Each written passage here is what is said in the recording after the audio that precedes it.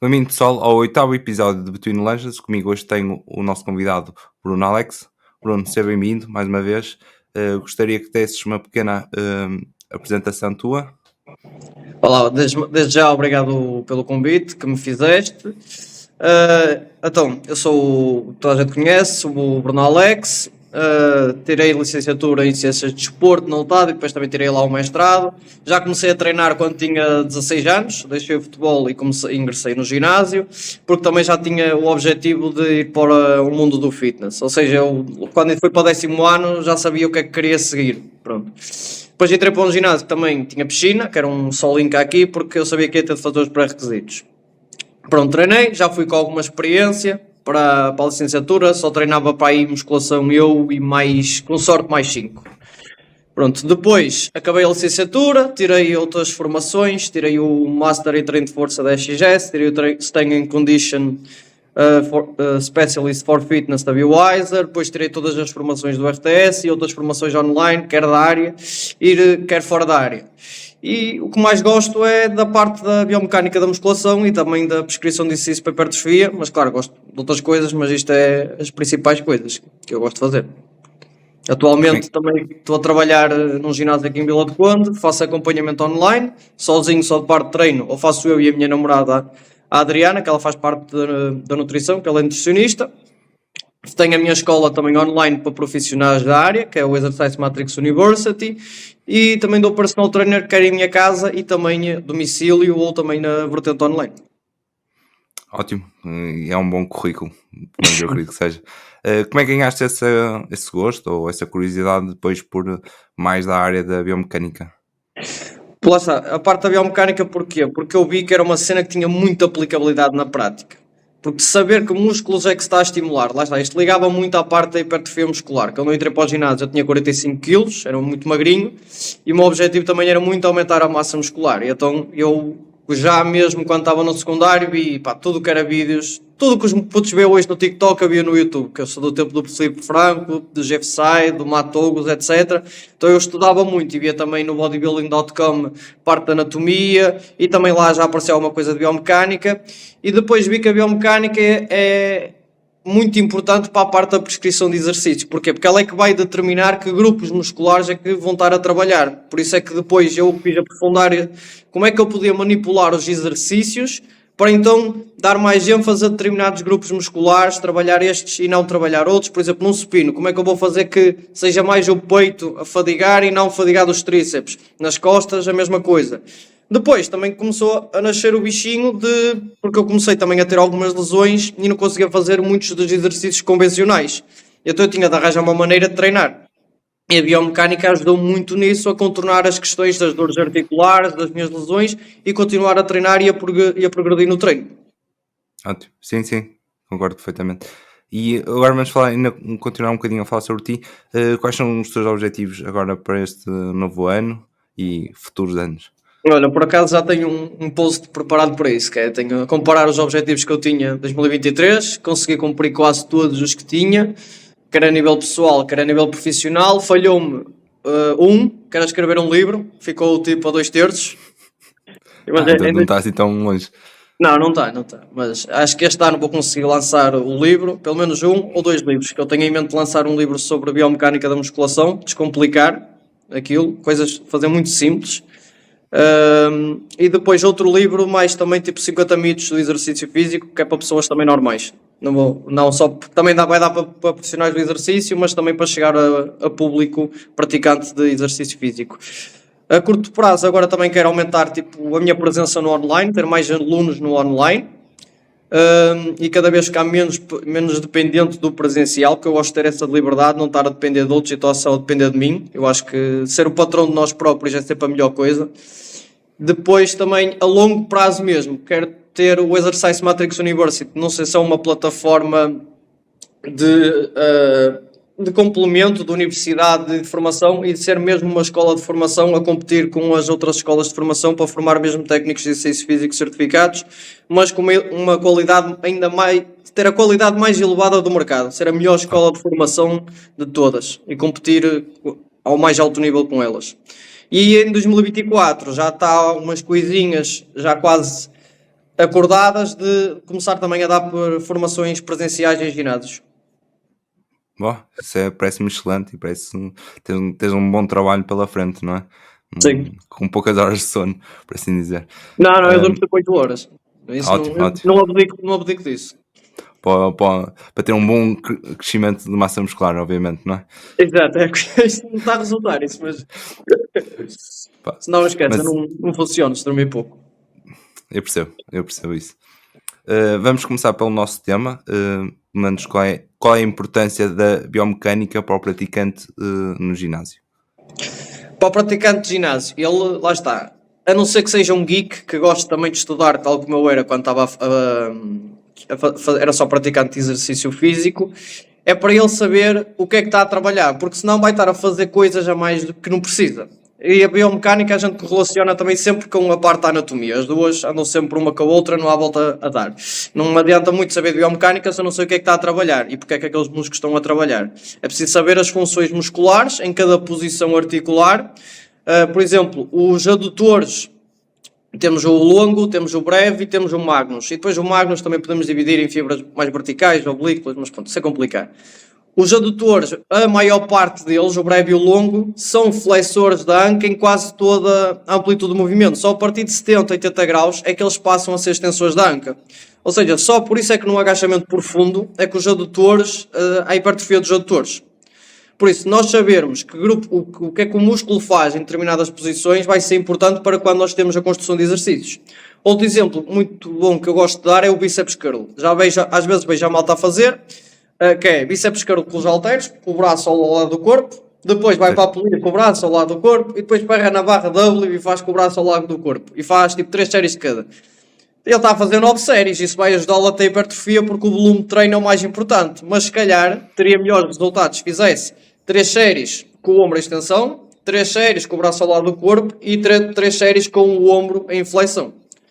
Depois também a parte da biomecânica vai ajudar quando a gente quiser ser mais preciosista, orientar mais a resistência para desafiar mais diferentes porções do músculo, mais por exemplo a parte clavicular do peitoral, a external, mais as porções inferiores. No dorsal também podemos dar mais ênfase a algumas das fibras. Por exemplo, no deltoide posterior, que é uma coisa que muita gente tem dificuldade em desenvolver, perceber a parte anatómica, perceber o que é que tem que estar parado, o que é que tem de mexer e para onde é que tem que estar a resistência a puxar para desafiar mais essa musculatura também será interessante. Por isso, eu acho que é muito importante para a malta conseguir estimular os músculos que quer, para estar a trabalhar. Por exemplo, as meninas querem mais a parte do glúteo, saber construir o exercício e perceber da biomecânica, vão saber que músculos é que vão estar a trabalhar. Tens, por exemplo, a máquina da hack squat, que muita gente faz e pensa que está a trabalhar glúteo. A hack squat é assumindo que estás encostado à máquina atrás. É predominantemente um exercício quadríceps. Eu sei que é um agachamento, mas por causa das forças que acontecem no pé, com o atrito envolvido, aquilo é só quase um quadríceps. É uma leg extension de agachamento, por assim dizer. Depois, na leg press também, onde é que eu vou posicionar os pés, vai ter influência que grupos musculares vão estar a ser desafiados.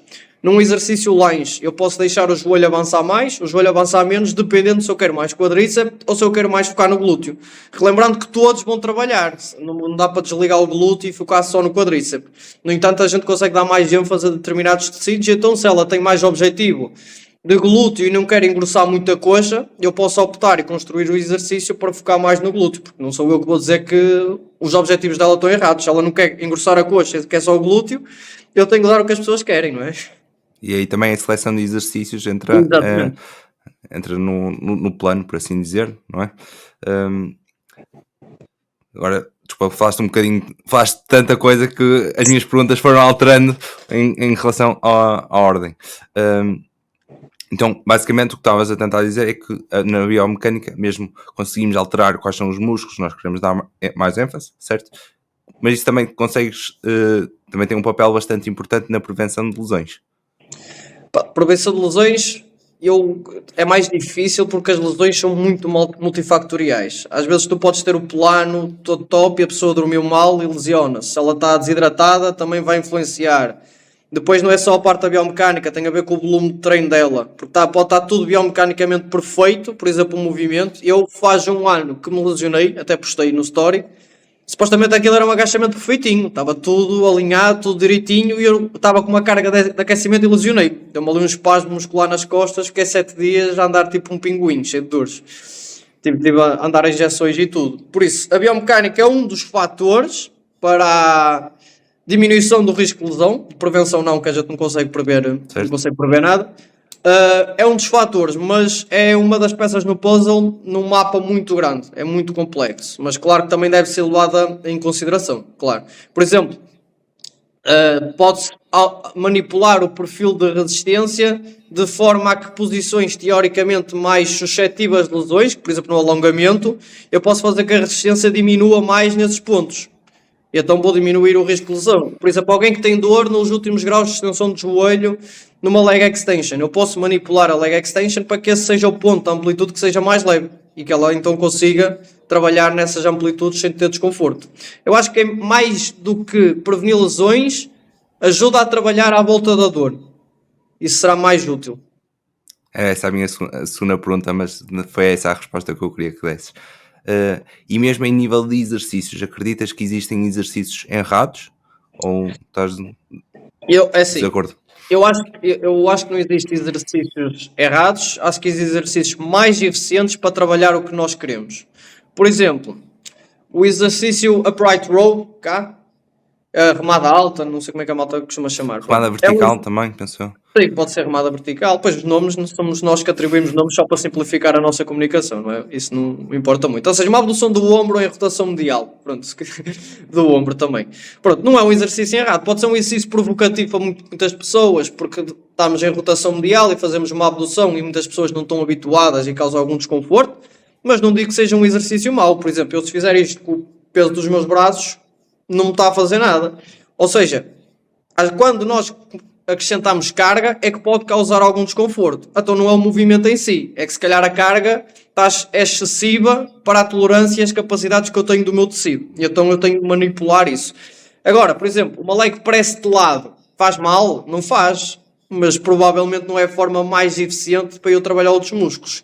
Ou seja, eu se tiver de escolher entre uma remada alta ou tiver de escolher uma elevação lateral, provavelmente eu vou escolher uma elevação lateral, porque é um exercício que não vai ser tão provocativo a nível do ombro, para a maior parte das pessoas. E ser provocativo não quer dizer que vai ser lesivo, são coisas diferentes. Mas o lateral raises vou ter mais estimulação e mais amplitude de movimento e a pessoa não vai ter tanto desconforto. E então se calhar eu vou optar mais por isso. Mas lá está, o problema nunca é o exercício em si, é se a pessoa tem tolerância para explorar aquelas posições com aquela resistência ou não. Por exemplo, um CC Squat para muitas pessoas pode estar ali perto da sua tolerância máxima e para outras é chill. Por exemplo, a minha namorada Adriana faz CC Squat com 20 kg, por isso é tranquilo. Uma vez mandaram-lhe uma mensagem a dizer que aquele exercício era perigoso porque estava a colocar o máximo de resistência quando as musculaturas estão alongadas. E como os músculos, teoricamente, têm menos capacidade nessas posições, então isso ia aumentar o risco de lesão. Mas isso não faz muito sentido, porquê? Porque ela não vai colocar uma carga acima da tolerância dela. Ela, de facto, tem mais resistência no alongamento, mas ela só vai pôr uma carga que ela tolera no alongamento. O máximo que ele pode argumentar é na posição que tu tens mais força, não tem tanta resistência. Pronto, mas se calhar aí vai fazer outro exercício e complementa. Mas exercícios maus não há. Há exercícios que podem ceder a tolerância da pessoa e não é o exercício em si. É o volume e a carga com que coloca e a frequência que vai realizar os mesmos. Uma pequena... Posso estar enganado, também depois corto ou não, ou depois voltamos a introduzir, mas... em nível de alongamento não é quando o músculo tem mais capacidade de gerar força? Isso ou posso estar enganado? Vai depender depois de alguns músculos, percebe? Porque não é tão linear. Por exemplo, o deltoide lateral, sim, mas depois tens outras musculaturas que têm tipo um perfil de força menos, mais, menos. Ou seja, começam mais fracas, depois vão ficando mais fortes e depois cai. Por exemplo, tens o bicep curl numa flexão do cotovelo, eles têm menos força cá. A 90 graus de flexão coincide ali com a curva de relação comprimento-tensão é onde supostamente estás no topo da curva da actina miosina, e também coincide com o ponto que ele tem maior braço de movimento interno. Então tem vantagem mecânica e mais força fisiológica. Ok. E depois para cima há o encurtamento, que tens menos pontos de actina e miosina, diminui o braço de movimento interno, e também depois lá está, quando tu fazes uma concêntrica, tu vais ter de gastar mais energia do que realizar uma excêntrica, e depois também aumenta o ângulo de penação, que também há várias coisas que vão influenciar no encurtamento que a gente de ser mais fraco, sim, mas há uns músculos que sim, no alongamento tens mais força e outros músculos que e noutros que tens menos. Depende muito também como sobrecarregas o exercício. Estava também a falar nesta questão porque vejo que muitos profissionais mais reconhecidos falam muito na maior tensão, criar um exercício com maior tensão no alongamento. Okay? E é por isso que eu também estava a tentar referir nesse ponto, se era algo que também concordavas, porque estamos a falar em que em nível de biomecânica também é importante, não é? Isso pode ser, por exemplo, a nível de hipertrofia. Ainda não temos a certeza se ter o pico de contração, ou seja, o pico da resistência ser no alongamento, é superior a ser noutro ponto de amplitude de movimento. Há um ou dois estudos, ainda não há conclusões disso, por isso ainda temos de ter cuidado a tirar, a extrapolar os resultados. Pode ser que sim. Porquê? Porque se tu aplicares mais resistência no alongamento, vais ter mais tensão mecânica. A tensão mecânica basicamente é força tensila, é tentar afastar uma ponta da outra, e se tiver o alongamento, que as musculaturas estão mais alongadas, teoricamente faz sentido que o pico de resistência seja no alongamento. Agora, se calhar pode não ser preciso o pico ser lá e apenas tu teres de ir lá, essa amplitude, e ter alguma resistência. Por isso, ainda será interessante quando saírem mais estudos a comparar diferentes perfis, o mesmo exercício, com diferentes perfis de resistência. Um que tem o pico no alongamento, outro tem o pico a meio, outro tem o pico no encurtamento. Lá está, com tudo igual, frequência, número de séries, número de repetições, o mesmo nível de fadiga, para percebermos se a nível hipertrófico poderá faz mais sentido ou não. Teoricamente parece fazer, mas há muitas coisas que na teoria parecem fazer sentido e depois vai saber na prática. O corpo humano é tão complexo que ele dá-nos sempre a voltar a cabeça e não é assim. Sim, e mesmo, não é as tendências, mas a nível de informação, ano a ano, muitas ideias vão sendo renovadas, não é? E Sim. trocadas por outras.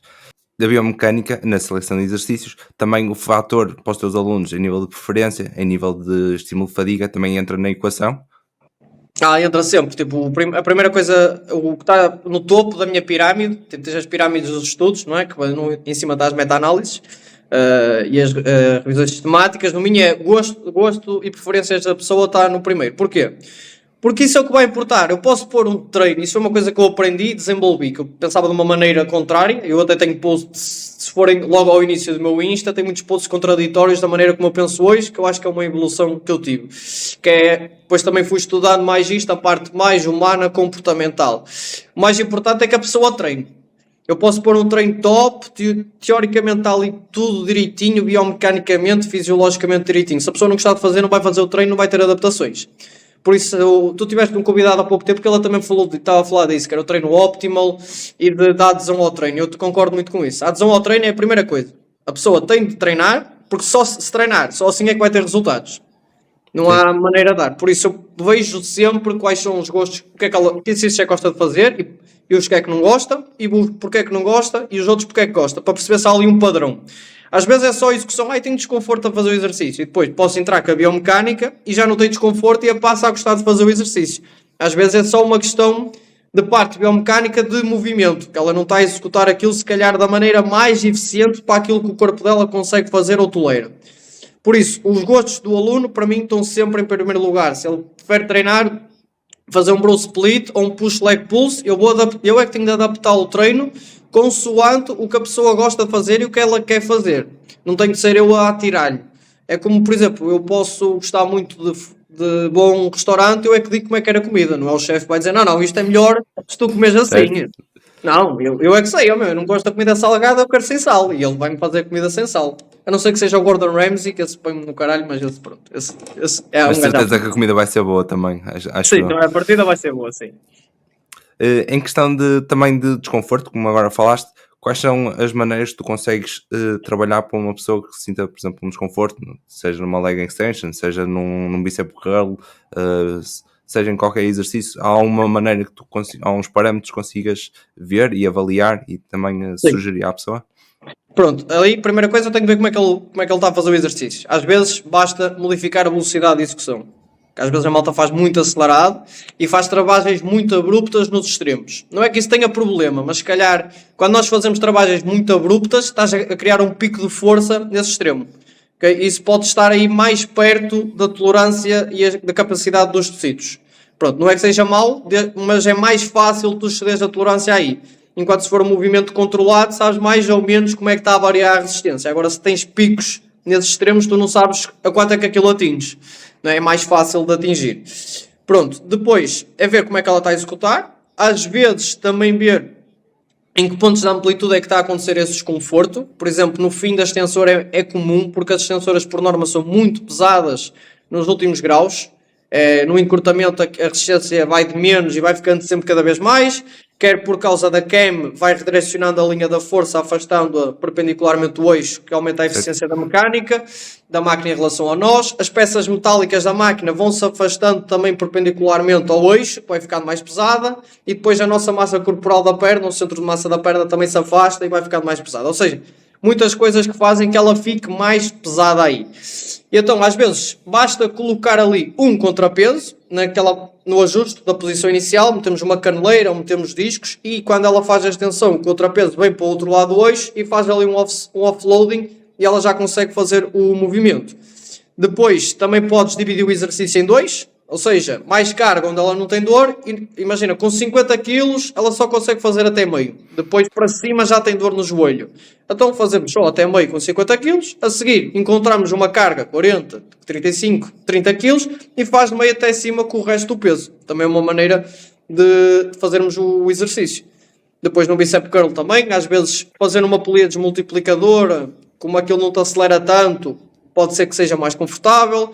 Pôr o ponto de aplicação da carga, por exemplo, se for numa elevação lateral, em vez de colocar na mão, colocar no cotovelo, que fica mais perto da articulação do ombro. E então, quando o ponto de aplicação da força é mais perto da articulação, as forças articulares são menores, mesmo que a resistência seja a mesma, por causa se forem, é preciso ver a fórmula. Por isso, há várias coisas que nós podemos fazer para diminuir o desconforto articular. Uma pelo menos das minhas experiências, e também que uma ideia que eu tenho é que nós também não devemos descartar um exercício, mesmo que nós sabemos que seja biomecânico correto, mas muitas vezes nós não temos, como tu disseste anteriormente, não temos a capacidade para o fazer, não é? E acho que muitas vezes as pessoas acabam por descartar exercícios. Mas, por exemplo, se eu falar, por exemplo, dos dips, uma pessoa normal que numa fase inicial, mesmo que não seja em máquina, que sinta logo desconforto no ombro, não é? E acaba por descartar esse exercício. E pelo menos pela minha experiência é que uma pessoa depois vai ganhando capacidade, vai ganhando uma técnica superior ao que fazia inicialmente, e depois aí já consegue fazer o exercício, ou já consegue gerar capacidades de o fazer, não é? Mas esta é a minha ideia. É isso, André, eu concordo perfeitamente, porque tu podes fazer regressões do exercício, tu podes construir a pessoa para isso. Por exemplo, um CC squat pode ser difícil. Eu posso começar com um reverse nórdico. E um reverse nórdico com a pessoa com uma banda muito pesada a tirar-lhe offloading à maneira que ele vai para trás. Mas a seguir mete uma banda mais leve, menos pesada, e depois menos pesada, e depois já consegue fazer se calhar com o peso do corpo. Se calhar depois posso ir para um CC squat, que até posso só limitar a amplitude de movimento, não descer logo mesmo até lá abaixo, e depois posso ir progredindo também na parte da amplitude, ir cada vez mais lá abaixo, depois acrescentar carga. Posso colocar também um elástico de maneira a que ela já faça o CC, mas depois, por exemplo, as pernas encostam no elástico e vai tirando carga à medida que ela desce. Ou seja, eu tenho de adaptar o exercício à pessoa, não é a pessoa ao exercício. E dá para fazer várias regressões, e a parte da biomecânica é fixe nisso, que eu posso construir vários exercícios para depois para a pessoa chegar a um determinado ponto. Nem toda a gente, há pessoas que vão logo começar no CC4 tranquilo, mas há outras que é preciso regredir, e outras vão começar também já no espectro avançado. Vai depender muito, mas excluir exercícios por si só, acho que é uma má prática. Até porque depois a pessoa pode associar aquele movimento ou aquelas posições a ser mais perigosas, nunca as estimula, e depois o risco de lesão até é maior, porque se nunca as trabalha, um dia que vá lá, vai-se aleijar, porque o corpo não está habituado a isso. Certo, faz completamente sentido. E fez-me logo lembrar da flexão da coluna, que é um tema que bastante as pessoas têm aquela sensação, ou aquela ideia de que a postura tem que estar sempre correta, não é? Mas no nosso dia a dia nós fazemos movimentos e não estamos a pensar que a nossa coluna está perfeita ou estamos a fazer os movimentos de forma mais em que conseguimos gerar mais carga, por assim dizer, não é? A coluna, por acaso, é uma cena gira, porque imagina, toda a gente gosta de ter pump e sentir o músculo a trabalhar em todos os grupos musculares, mas se for na lombar, toda a gente fica com medo. Então eu tento educar a pessoa assim, imagina, se estiveres a fazer extensora, sentir o quadríceps para contrair não é bom? Eles, é. Se estiveres a fazer hipertrust, não é bom depois ficar ali com o glúteo dorido? É. Então, porquê que achas que sentir a lombar depois fazer um deadlift ou fazer uma remada é mau? E eles, pois realmente, pensando assim, ou seja, às vezes não é dizer à pessoa, olha, isto não é assim, é vais, educas a pessoa e fazes perguntas e ela chega lá sozinha e depois, realmente isso é um absurdo, não faz sentido nenhum, fazer isto não tem problema nenhum. E depois lá está a dizer, olha, e um dia que tenhas de dobrar a coluna, se nunca treinares, puseres carga a dobrar a coluna, o que é que achas que vai acontecer? Se calhar vou-me aleijar mais facilmente. Pronto, e a pessoa chega lá sozinha. Porque a literatura mostra claramente que não é perigoso dobrar a coluna, não faz... Pronto, mas isso foi um mito que se espalhou e existe até hoje. E muitas vezes, pelo menos pela minha experiência com os meus alunos, normalmente as pessoas dizem, estou com uma dor na lombar. E a minha pergunta é sempre, mas aonde é que sentes na lombar? No Exato. músculo? Sentes na coluna? Não é? Porque há acho que as pessoas dizem essa dor na lombar, mas... E muitas vezes as pessoas até apontam para o dorsal, mas pronto. Mas é assim uma zona assim... É diferenciar a dor. É uma picada ou é tipo esta zona toda que está dorida? Esta zona toda, a partir é chill. Se for uma picada, pode ser que seja algo mais preocupante. Pode ter sido um estiramentozinho. Também não é preciso logo catastroфizar. Eu tento ter sempre uma linguagem mais... mais confortável para a pessoa, de não dizer assustar a pessoa com aquilo. A partir disso não vai ser grande coisa. Então, dá tipo 7 dias. Normalmente 7, 10 dias... Passa quase tudo, o tempo resolve quase tudo. Foi mesmo o teu caso, não é? Também do agachamento. Eu aleijei-me nas costas, depois, eu sou um bocadinho hipocondríaco, tudo que é vírus e tipo doenças, sou um bocadinho, mas tipo tudo que é lesões musculoesqueléticas eu não me preocupo muito, porque eu aleijei-me nas costas, quando eu aleijei a primeira coisa que eu estava atento era se conseguia mexer os pés, não tinha perdido a inervação, está tranquilo, tive uma atitude muito positiva. Não me parei, tentei mexer-me sempre dentro do que o corpo mexia. Eu até postei os vídeos da minha jornada, da minha parte de como é que eu me reabilitei, entre aspas. Ia mexendo, não era nada especial, não fazia squats, mas movia a coluna para um lado, para o outro, dobrava, estendia, fletia a coxa e depois fui progredindo. Ao fim de 7, 10 dias estava chill, não estava pronto para outra, mas já estava bem. Claro, e felizmente. Sim. Em nível de, já falámos um bocadinho antes, em nível mesmo de anatomia, consideras que seja importante também para o praticante de ginásio, pelo menos mesmo a nível inicial, para ter minimamente conhecimento do que é que está a treinar e o que é que deve sentir? Sim, também convém saber. As sensações são lixadas, porque às vezes tu podes estar a sentir mais um músculo e ele não quer dizer que seja ele que esteja mais a trabalhar. Por isso é preciso ter cuidado. Às vezes é, outras vezes não é. Por isso é preciso ter cuidado, não dizer, está a sentir isso, então é porque isso está a trabalhar. Porque depois nós vamos a dizer, podemos querer dizer o contrário, lá porque estás a sentir isso, não quer dizer que seja isso que esteja a trabalhar. Depois ela falou, quer dizer, diz-me uma coisa, quando lhe interessa ele diz uma coisa, quando não é a favor do que ele diz outra. Mas eles saber da anatomia, idealmente era giro, mas a malta não vai estudar isso, não é? Mas saber o que é que um músculo faz... dá jeito, porque senão podem fazer coisas que não faz muito sentido, mas acho que aí é mais o papel do exercício do praticante, não, do profissional, de ajudar a pessoa e estar lá para ajudar. Por isso é que eu acho que é importante ter o professor de sala para as pessoas não fazerem coisas que não estão mais corretas. Idealmente, se a malta soubesse da anatomia era melhor, mas à partida não. Minha experiência é mesmo médicos e fisioterapeutas às vezes sabem da anatomia, mas depois não sabem aplicar o exercício. Então, tipo, professores na faculdade sabiam da anatomia, mas depois aplicar aquilo ao exercício está quieto. Por isso não é só uma parte de conhecimento. Existe algum tipo de informação que tu passas aos teus alunos, por exemplo, a nível online, que em nível de sensação, em nível de movimento, tens que sentir este músculo, não deves sentir aquilo? Sim. Há alguma coisa que passas nesse sentido? Eu primeiro eu tento não enviesar a pessoa, porque se eu disser que ela deve sentir aquilo, se calhar ela vai estar a pensar nisso e vai sentir porque eu disse e não porque era suposto. Então, explica as sensações que deve ter mais durante a série, não a nível do que é que deve ser, dos músculos que deve sentir. Ou seja, as últimas repetições devem ser mais difíceis do que as primeiras. Ensiná-la quando é que ela tem de subir a carga ou quando é que ela tem de baixar a carga e se ela está perto da falha ou não. Isso eu ensino. Acho que é certo? importante para a pessoa saber que está a treinar com uma intensidade de vida. Depois, eu às vezes, mesmo em contexto presencial, eu digo à pessoa, olha, vamos fazer assim, mas não digo o que é para sentir. Por exemplo, inclinar mais, não deixe, mete o pé no lange mais para a frente, não deixa o joelho avançar tanto e inclina mais o tronco à frente. E depois pergunto, então, e empurra o pé desta determinada forma. Tipo, empurras no calcanhar e ao subir levantas um bocadinho a ponta do pé para diminuir o atrito. E eu, agora com ela, elas agarram, por exemplo, muitas vezes agarram-se logo ao glúteo, pronto, é isso. Já está. Tento não dizer, olha, tens de sentir isto a trabalhar, porque senão ela vai ficar enviesada e lá está, sento porque eu disse e não porque era suposto, porque isso também vai influenciar as sensações, ter atenção a isso. Tipo, na parte, Ok. acontece muitas vezes nas terapias alternativas, eles dizem às pessoas o que é que elas supostamente têm de sentir e aquilo fica na cabeça e elas sentem porque eles disseram e não porque era suposto. Estou a perguntar isto e mesmo na tua resposta, porque normalmente vê-se muito, tanto esses treinos de YouTube como que é as pessoas esmaga ali o músculo, aperta ali, e que é um bocadinho o inverso que estás a dizer, não é?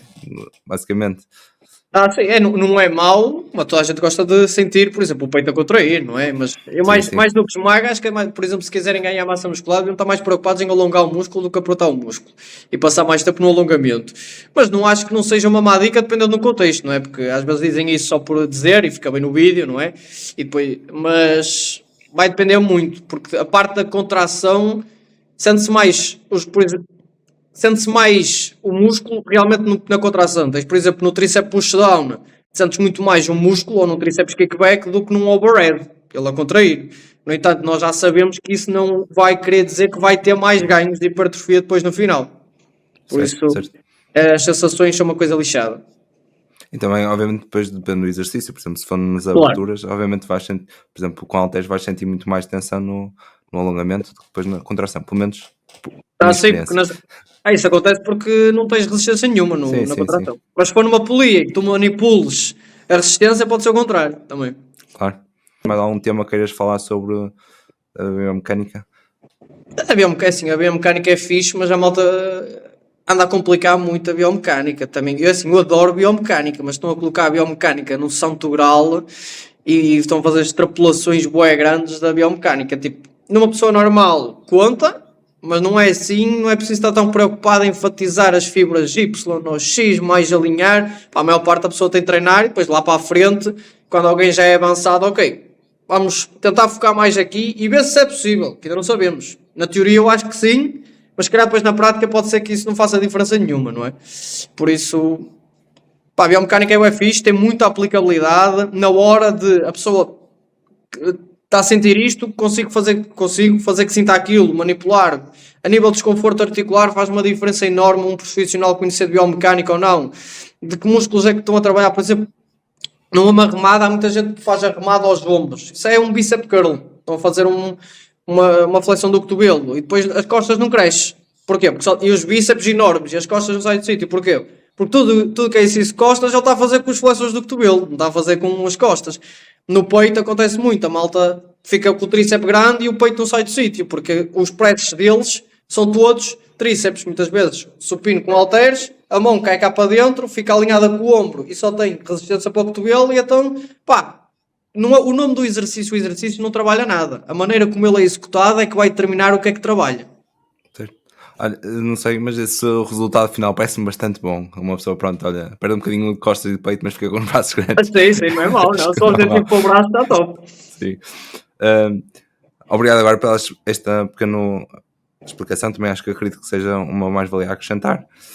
Vamos agora aos erros mais comuns que vês, tanto nas redes sociais como nos treinos presenciais no ginásio, que muitos PTs continuam a cometer, tanto em biomecânica como também um bocadinho fora disso. Pronto, se calhar no presencial o que é que eu vejo?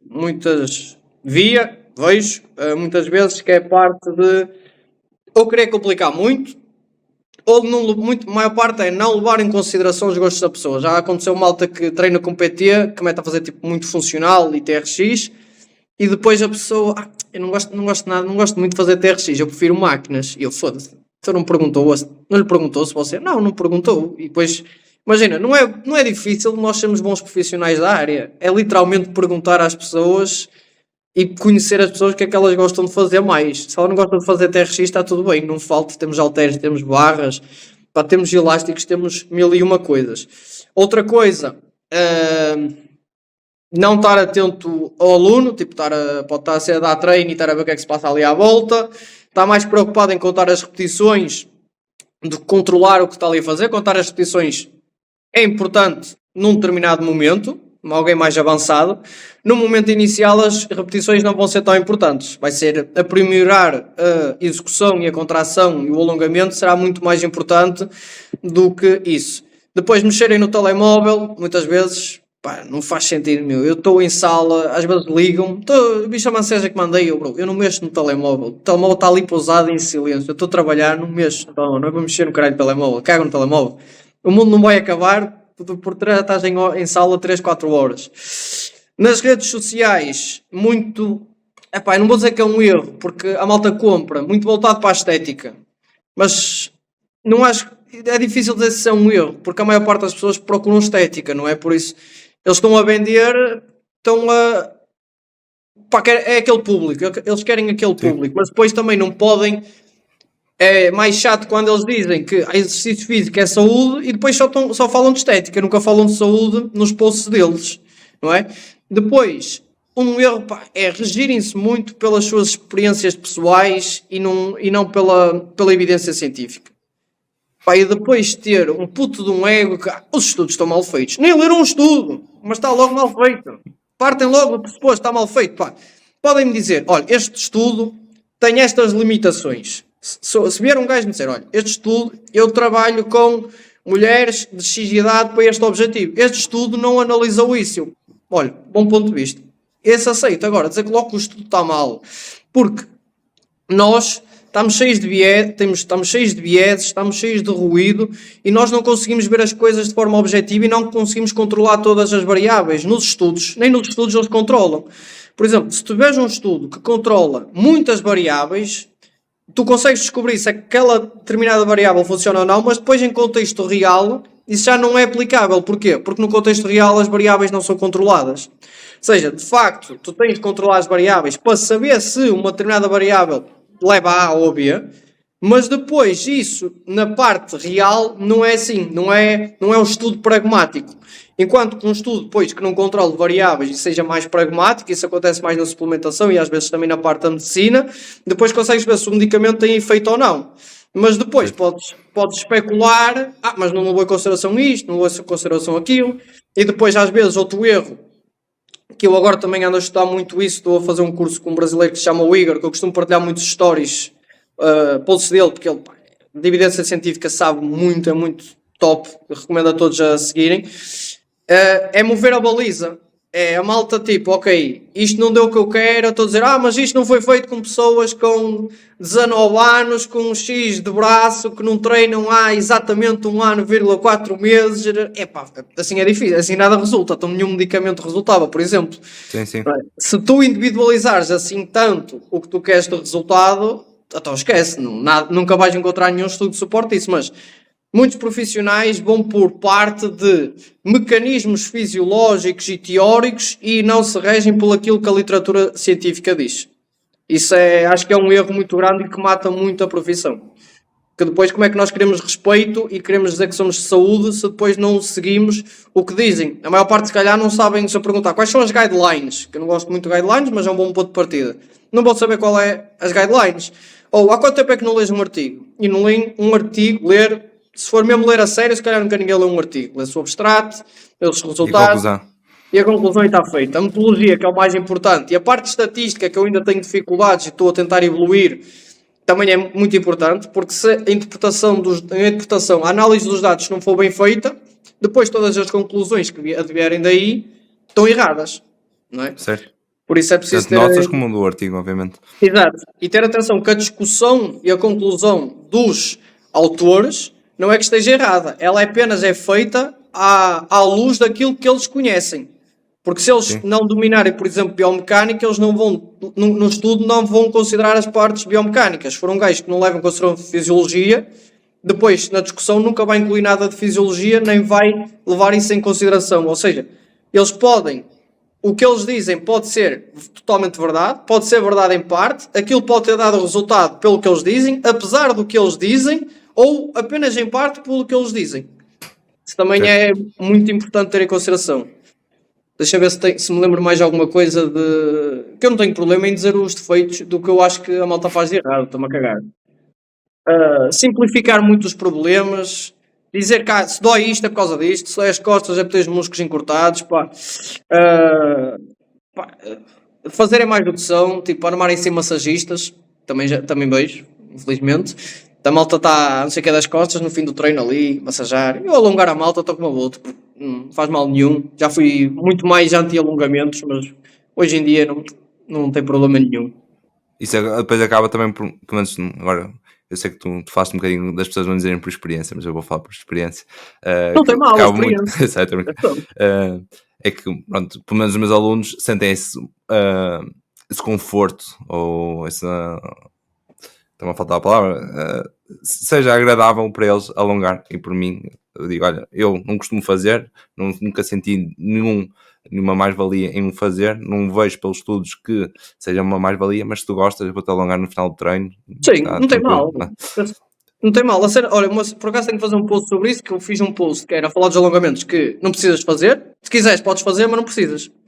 Tipo um sketch do Gato Fedorento, que quem é mais velho lembra-se, quando o Marcelo era do aborto, o Ricardo Pereira gozou com ele. O aborto é proibido, mas pode-se fazer, mas é proibido. Pronto, eu fiz uma cena assim também. O alongamento podes fazer, mas não precisas fazer. Agora vou ser o pragmático. Na parte dos estudos, de facto, quando comparam fazer treino de força em total amplitude comparado a fazer alongamentos, não se vê diferenças. E depois, fora que tens muito mais vantagens, é fazer treino de força. Para já, custo-benefício, em tempo e eficiência.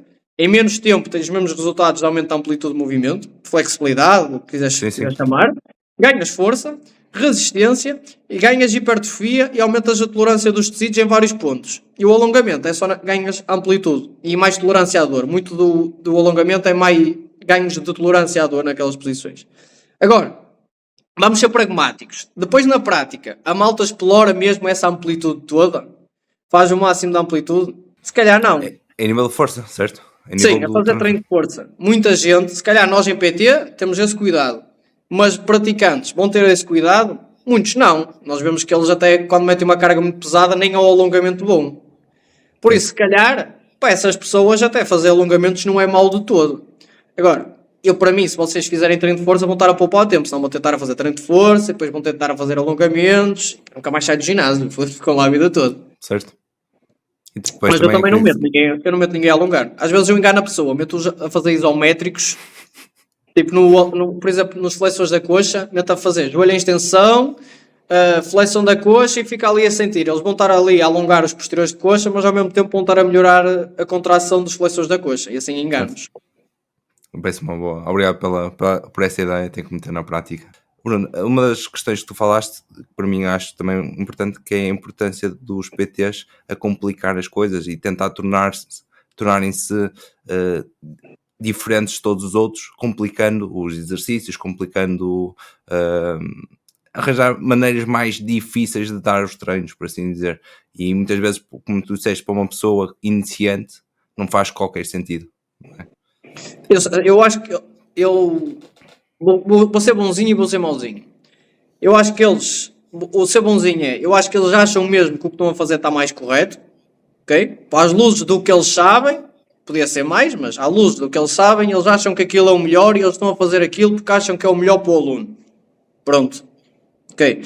Agora, às luzes de ser mauzinho, que eu não sei, pois não sei quem é que está à minha frente. Alguns eu sei que fazem por isso, que é, se eu complicar o treino, a pessoa não vai conseguir treinar sozinha e vai ficar mais dependente de mim. E eu não quero que ninguém fique dependente de mim. Eu adoro ganhar dinheiro. Toda a gente sabe que eu adoro dinheiro. Mas eu não quero que... Depois eu tenho a parte ética que também me pesa muito e às vezes pesa muito mais do que ganhar dinheiro e sou meio burro nisso. Mas, eu não quero que ninguém fique dependente de mim. Eu estou ali para ajudar as pessoas. Eu acabei de ler agora um livro bom que é uma das coisas que ele ensina, era sobre marketing, mas coisas que ele ensina nós não somos heróis, nós somos o guia da pessoa. Eu estou ali para ajudar a pessoa a atingir aquilo. Eu já tive pessoas que já não precisas de mim. Posso fazer o plano de treino, mas tu já treinas bem sozinho. Já não, se tu sentires que a tua performance no treino não vai, está a diminuir, pá, pronto, estamos aqui. Estou aqui para ti, treinamos outra vez junto. Mas tu já fazes tudo bem sozinho. Eu estou aqui só mais de parte psicológica. E muitas vezes o PT é isso, é criar um compromisso. Eu tenho um amigo meu que está na dúvida se vai tirar um curso ou não da Bárbara Barroso de Finanças Pessoais, que trabalha comigo.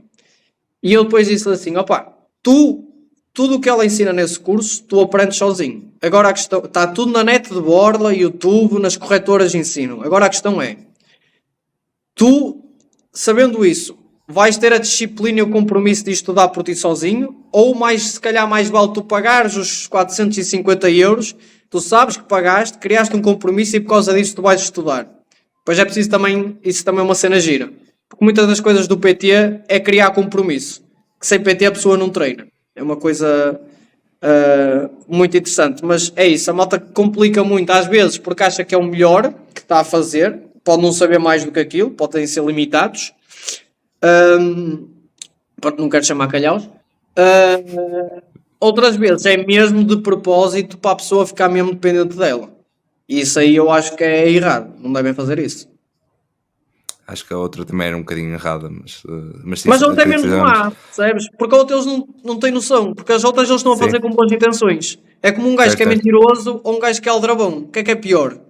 É que o mentiroso sabe que está a mentir. Ele sabe a verdade, mas está a mentir. Às vezes o aldrabão está a aldrabar porque ele acha que aquilo é verdade. Certo. Não é? O que é pior? Faz sentido, faz sentido. Mau. No vinho mau é os dois. O resultado é mau, mas qual é pior é que é difícil.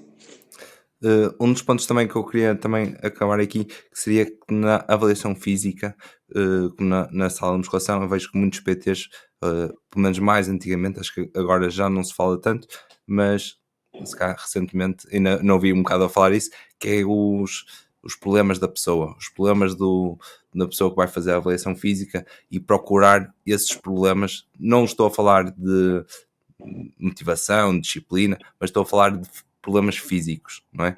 E eu acredito que isso seja um grande problema que nós, como PTs, tenhamos de procurar esses erros e não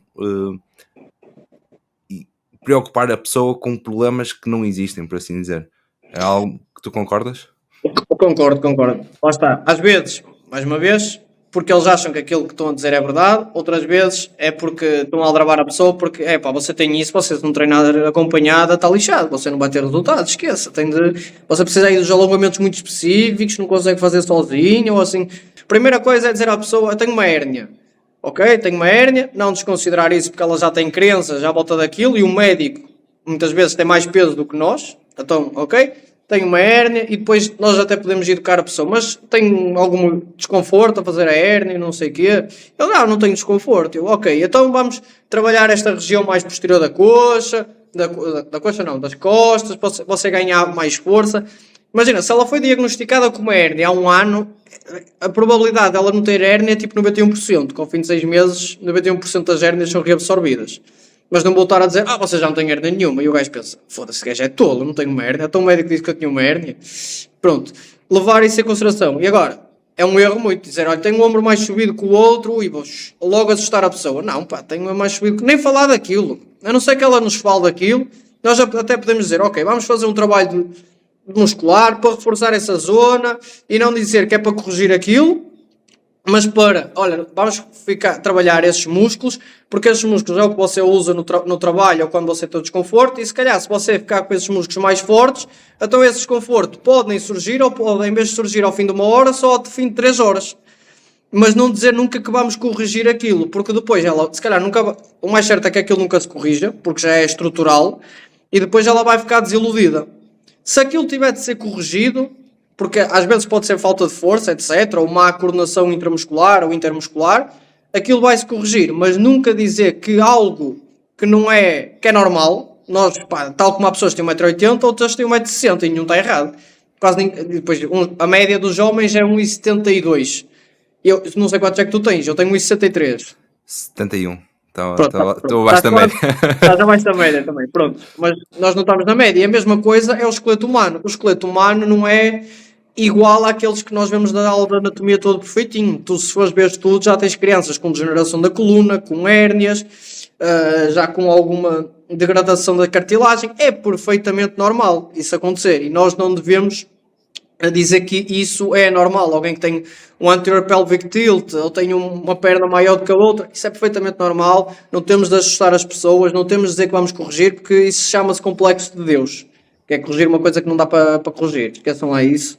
Não dá para isso. É um erro enorme e só vão assustar as pessoas e fazer que ela fique menos confiante em relação ao seu corpo. Sim, um bocado isso. Eu, pelo menos por as minhas últimas experiências em ginásio, mesmo por coordenadores, diziam que, por exemplo, aumentar a lordose num exercício estaria completamente errado. Por exemplo, por acaso, numa máquina de aberturas de peitoral, porque a tensão iria ser aumentada na zona lombar, não sei como, não é? Quando não existe carga, como é que se diz? Carga axial.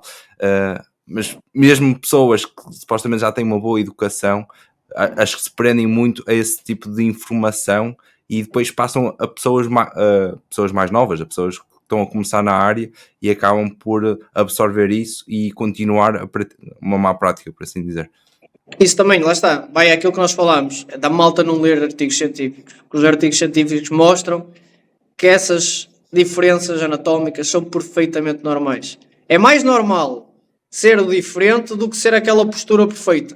Eu, por exemplo, estava a preparar umas aulas e tinha um livro que é do Newman, em que o gajo tinha postura ideal, ali tudo direitinho, e depois variações normais. E eu, literalmente ao lado, uma coisa da outra. Então, se são normais as variações, porque é que esta é ideal?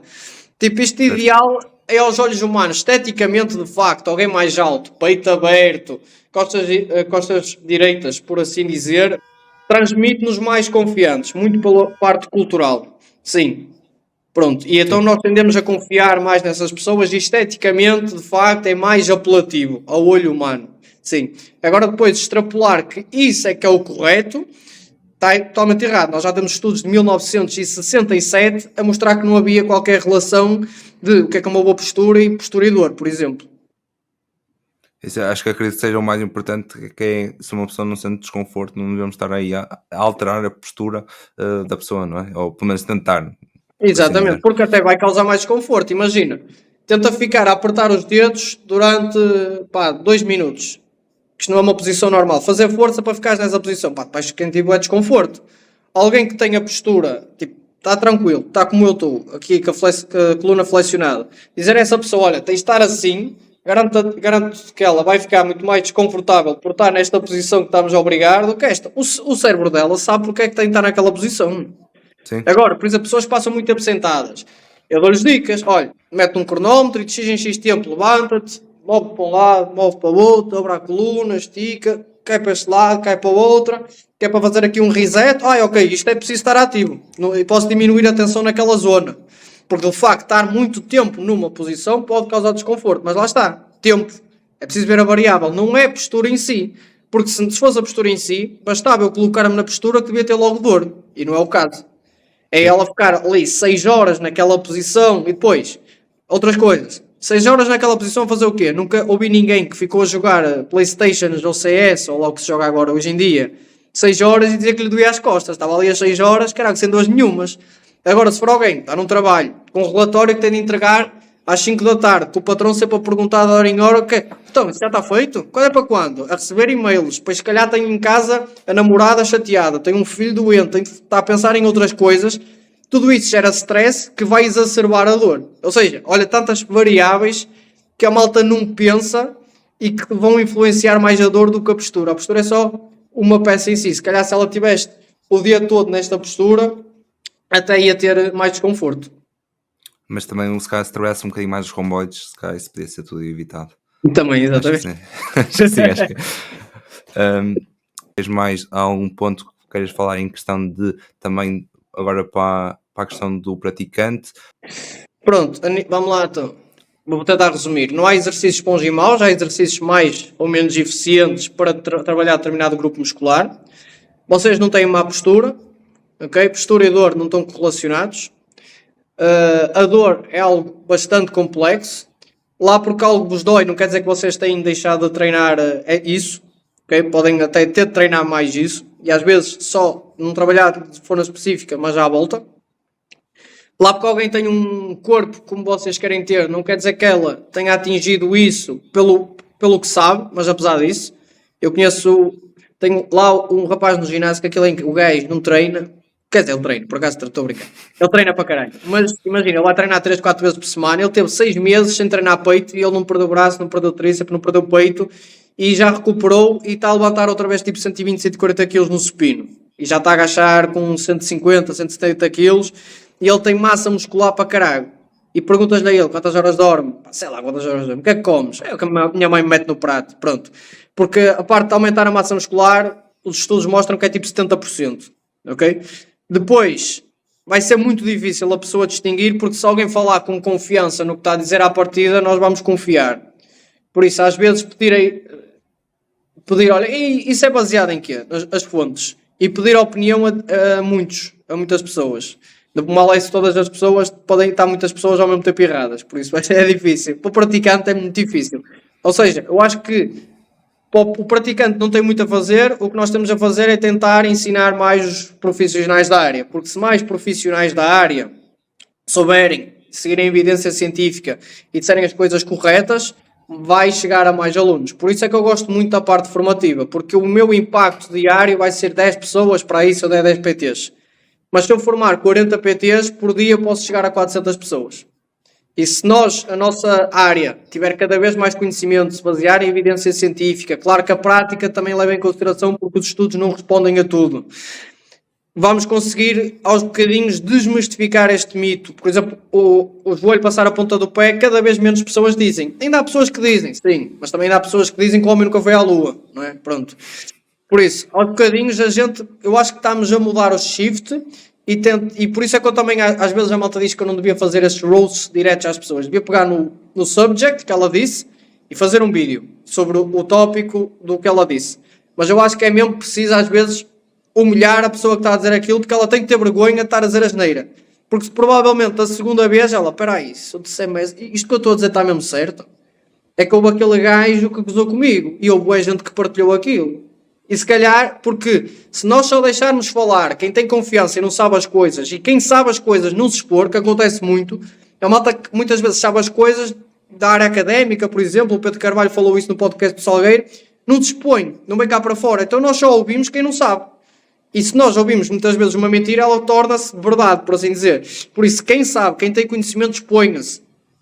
Se vocês não se querem expor, partilhem o conteúdo de alguém que sabe as coisas, para que os vossos alunos vejam. Ou mandem mesmo para os vossos alunos. Se tiverem grupos com os alunos, tentem mandar boa informação. Só assim é que nós conseguimos mudar um bocadinho o paradigma. Há coisas que mudaram e eu vejo que a parte da postura, pode ser que seja eu que vivo numa bolha, também pode ser isso, está a mudar o paradigma. Mas já há muita coisa que já tem vindo a mudar. A parte de fazer abdominais para perder gordura, já quase nenhum PT diz isso. E antigamente havia muitos que diziam, os passar por de pé. Mesmo a parte do impingement também já começa a ficar de lado, mas às vezes é preciso isso. Temos de fazer o nosso trabalho, como tu fazes com o podcast, convidas profissionais da área certificados, qualificados, sabem o que dizem, e a malta partilhar isso.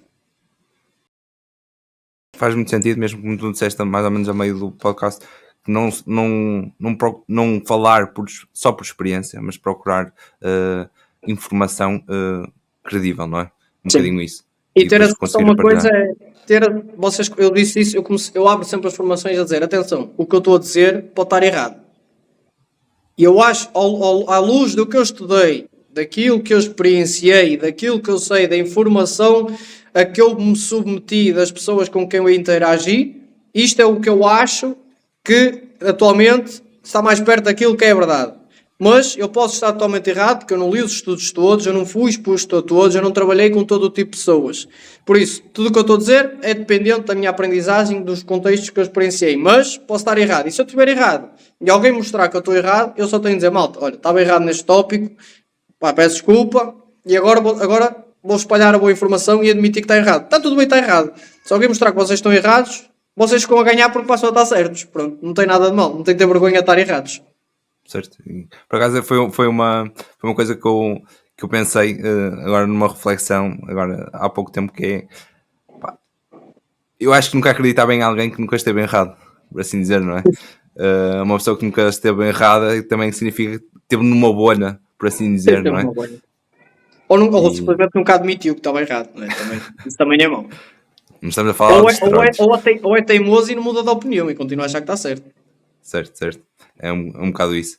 E acho que nós temos só temos mais valias ou benefícios em muitas vezes estarem errados e mudar também a nossa opinião quanto a vários temas, porque significa que aprendemos mesmo alguma coisa nova e melhor, espero eu. Bruno, vamos deixar por aqui o podcast. Acho que já tivemos aqui uma boa hora de informação e de partilha, e tenho mesmo a agradecer-te pela tua presença. Sei que não é fácil arranjar tempo para estar aqui, mas tenho mesmo a agradecer-te por esta horinha de trabalho. Ora é esse. Bruno, obrigado mais uma vez, um grande abraço e um bom 2024. Igualmente, boas entradas. Obrigado.